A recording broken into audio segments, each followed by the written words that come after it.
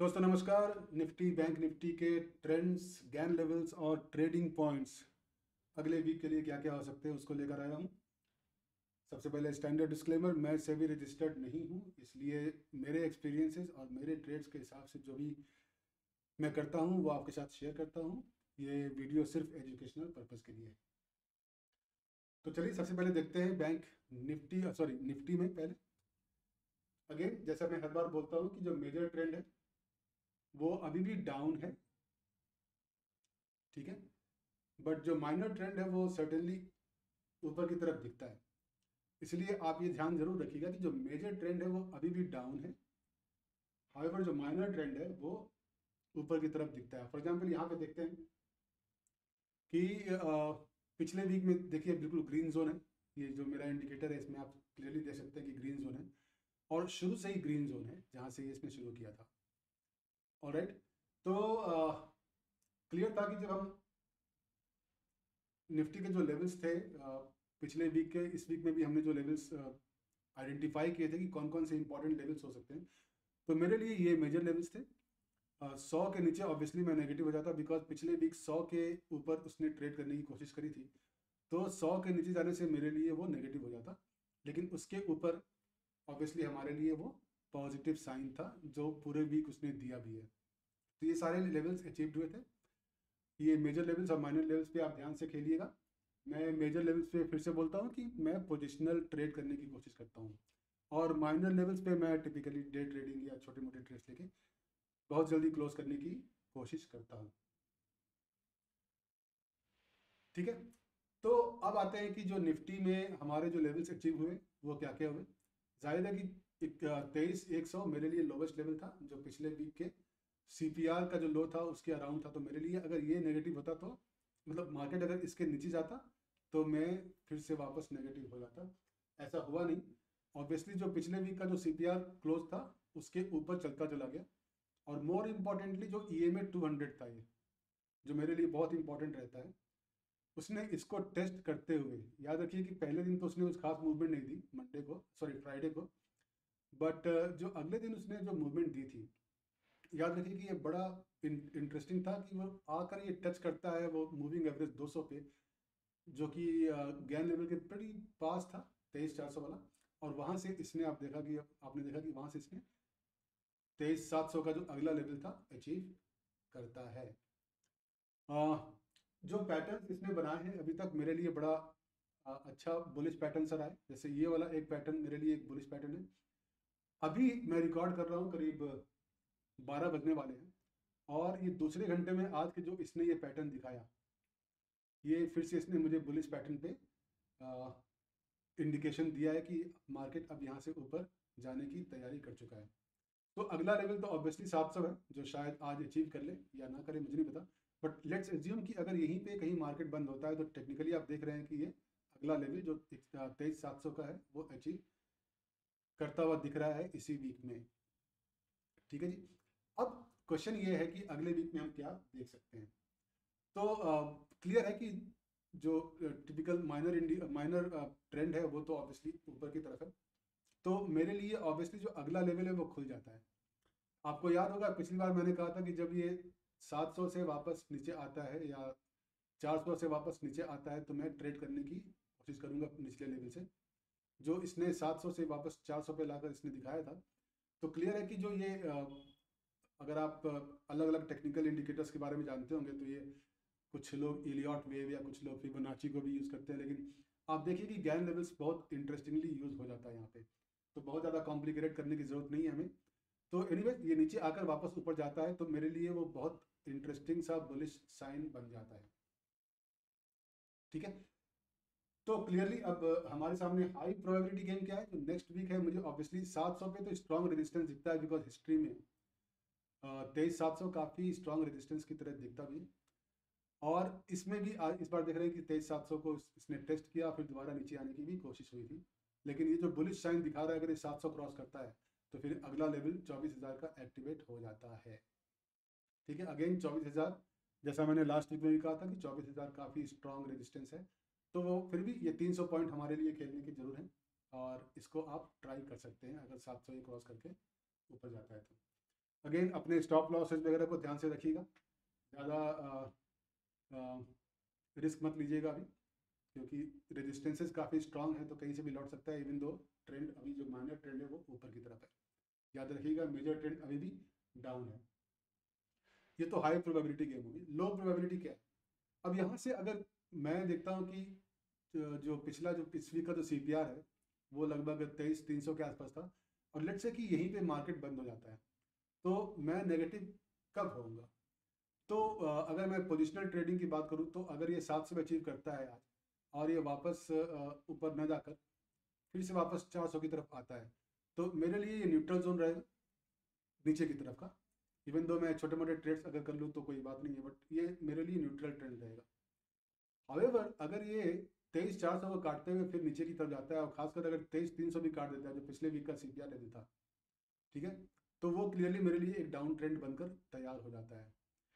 एक बात मैं आपको बता दूं कि जब मैं इसको, ये जो मेरा इंडिकेटर है, जब मैं इसको 5 मिनट पे लाऊंगा तो आप देखेंगे कि आपको बहुत सारे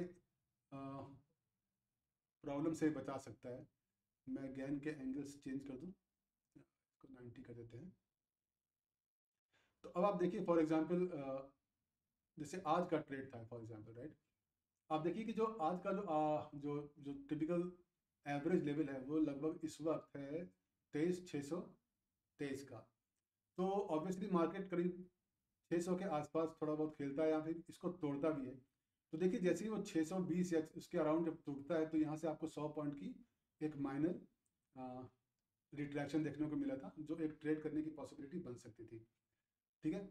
और फिर ऑब्वियसली एक और इम्पॉर्टेंट पॉइंट ये था कि बिकॉज अगर आप वापस आवरली पे जाएं तो बिकॉज यहाँ पे एक फेयर वैल्यू गैप क्रिएटेड था, तो मैं उम्मीद कर रहा था कि मार्केट वापस आकर नीचे फेयर वैल्यू गैप को टेस्ट करके वापस ऊपर जाना चाहिए इसको, जो उसने किया।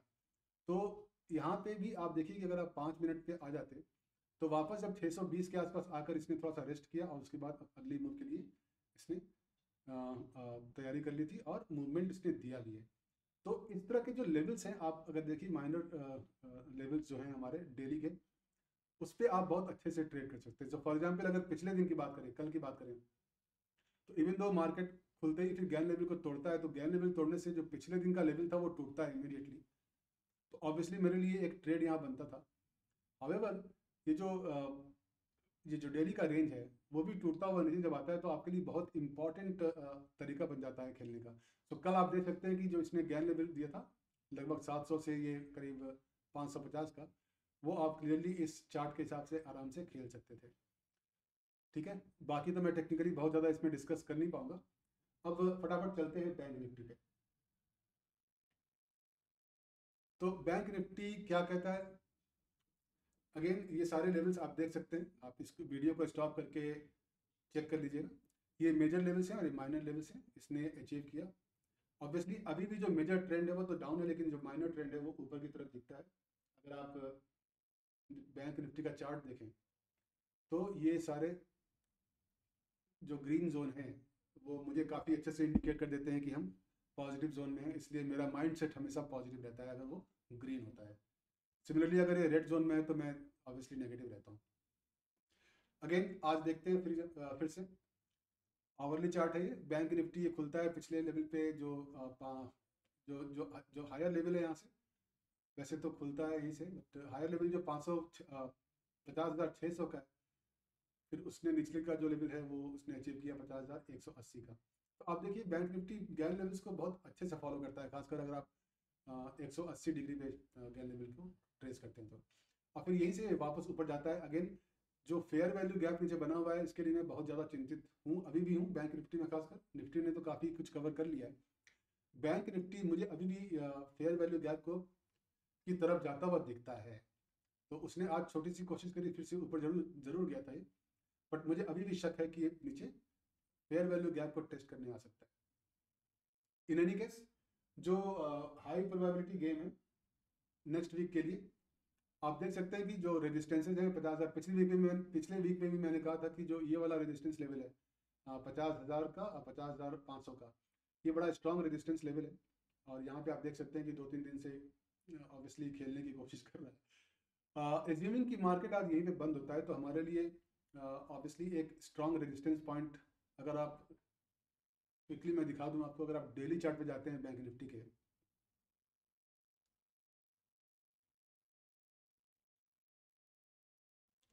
तो आप देख सकते हैं कि जो पिछला लो है वो इसको टेस्ट करके वापस नीचे की तरफ जा रहा है। तो यहाँ पे काफ़ी स्ट्रॉन्ग रेजिस्टेंस है, लगभग 50,600 का, जो इसने पिछले 2-3 दिन से ऑनर करने की भी कोशिश करी है। तो बहुत ज़्यादा प्रोबेबिलिटी है मेरे लिए कि ये वापस फेयर वैल्यू गैप को टेस्ट करने को जा सकता है।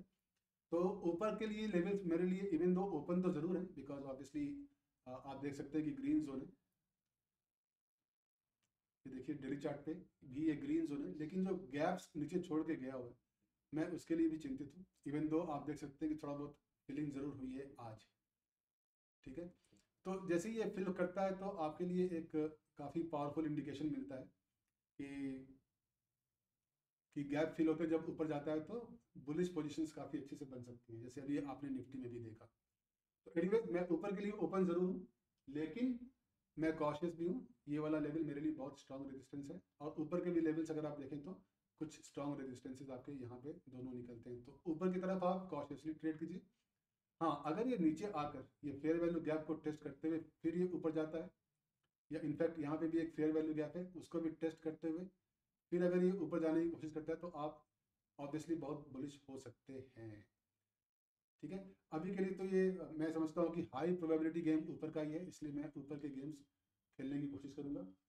मैं मैं नेगेटिव कब होऊंगा? मैं नेगेटिव तब होऊंगा, फॉर एग्जाम्पल अगर अभी अभी के अभी ये बंद होता है तो मेरे लिए जो अभी का लेवल है, गैन लेवल 50,100 या 50,200 कह लें, या फिर CPR लेवल जो है वो करीब 50,000 का है, तो ये वाला जो जोन होगा ये मेरे लिए नो ट्रेड जोन होगा। लेकिन अगर इसके नीचे वापस ट्रेड करने की कोशिश करता है तो मैं इस फेयर वैल्यू गैप के लिए, मतलब कुछ पॉइंट्स के लिए खेलने की कोशिश करूँगा, ठीक है।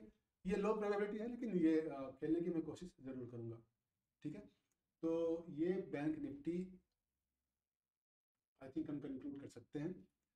हाई प्रोबेबिलिटी अभी भी ऊपर का है, लो प्रोबेबिलिटी नीचे का है, लेकिन अगर ये नीचे कट जाता है, खासकर ये दो लेवल्स, ये 49,000 का और खासकर ये 48,800 का, तो फिर ऑब्वियसली मैं नेगेटिव हो जाऊंगा, और ये ऑब्वियसली पिछले 2 वीक का जो लो पॉइंट है उसका कटने का मतलब है कि जो मेजर ट्रेंड है वो उसको कंटिन्यू करने की कोशिश करेगा, फिर तो हम नेगेटिव हो जाएंगे, इसमें तो कोई गुंजाइश नहीं होगी आपको भी, ठीक है। तो विद दैट हम लोग अब आ जाते हैं एक पॉइंट जो मैं पिछले वीडियोज में कवर नहीं करता था, प्रेशर डेट्स का। तो जब भी आप गैन को प्ले करते हैं तो प्रेशर डेट्स काफ़ी हाई प्रोबेबिलिटी गेम होता है। तो इस वीक से मैं प्रेशर डेट्स भी आपको देना शुरू कर रहा हूँ। जो मेरा कैलकुलेटेड प्रेशर गैप्स है वो 14 से 18 फरवरी का है, ठीक है।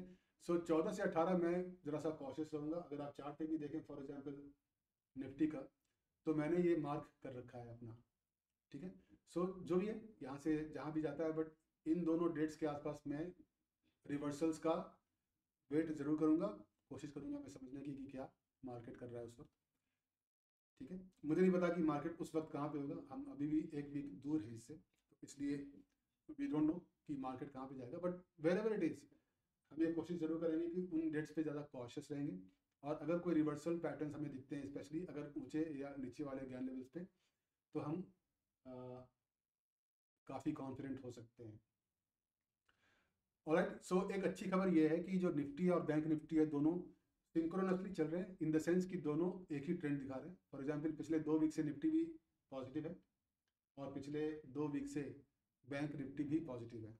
तो इसीलिए आप देख रहे होंगे कि काफ़ी अच्छा मूवमेंट आपको मिल रहा है, बिकॉज ये दोनों एक दूसरे के ऑपोजिट काम नहीं कर रहे हैं, ठीक है। तो इसका फ़ायदा आप उठाते रहिए, जब भी ये दोनों सिंक्रोनस हो तो आप उसका फ़ायदा ज़रूर उठाइए, क्योंकि उसमें फिर आपको ज़्यादा कॉन्फिडेंस मिल जाता है। ऑलराइट, तो with that let's close it. मैं अगले वीक फिर से आऊँगा इसी डेट्स को लेके। इस बीच में मैं आपसे रिक्वेस्ट करूँगा कि वीडियो को लाइक करें, सब्सक्राइब भी करें, दोस्तों के साथ शेयर भी करें, और अगर आपने इसको यूज़ करते हुए कोई भी ऑब्जर्वेशन आपका हो तो हमारे साथ शेयर कीजिए, कोई सक्सेस, कोई फेलियर्स भी, या फिर कोई सजेशंस भी हो तो आप हमारे इस चैनल पे ज़रूर शेयर करें। थैंक यू सो मच, मिलते हैं नेक्स्ट वीक।